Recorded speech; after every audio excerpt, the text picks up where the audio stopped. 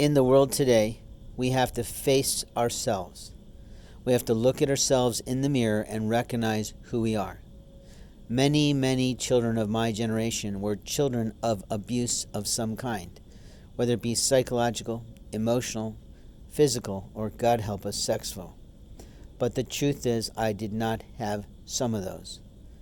Physical discipline was something as a part of a military man's house, but some of us in our family got it worse than others, and that was not always their fault. As an observer of that, I can say that clearly. What I chose to do was to read myself through the college years of how to stay away from those types of relationships, and generally speaking, I did that. I'm a man who's been married 20 years of his life, fully loyal to one wife. I don't have to prove myself anymore at age 50, and I guess at this time I'm in a form of retirement, because every time I work to get a job, some shitbag in a community thinks they own me, my intellectual property, my copywritten work, my online profiles, and every fucking thing that isn't theirs. You see, the black community is like that. A satanic community is selfish and a saboteur, and all Satan does is take, and rarely gives. Or they give to take.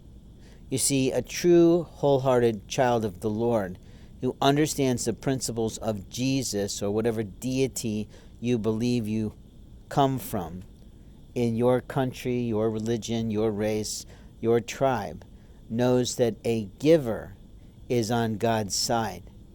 Now, giving extraordinarily is out of control. It doesn't bring you any more accolades as a Jewish person to be constantly giving, although that's part of your belief system. But the servanthood versus servitude is important to God. And a person who's only taking and always having something out of balance, thinking it's okay, is immoral, immature, and probably illegal. There are people like me that do give quite well, and I try to give more than I promised in business and in relationships. But what I can say to you is that the liars of America are destroying God's houses, destroying it with their rhetoric, destroying it with their warped beliefs, and destroying it saying God doesn't make certain things.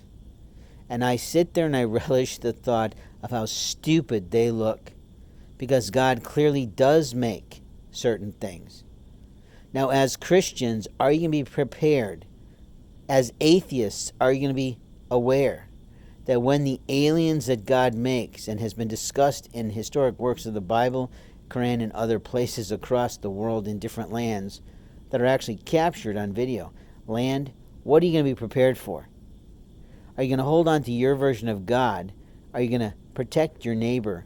Or are you going to be the one that just takes, receives, and doesn't do the right thing?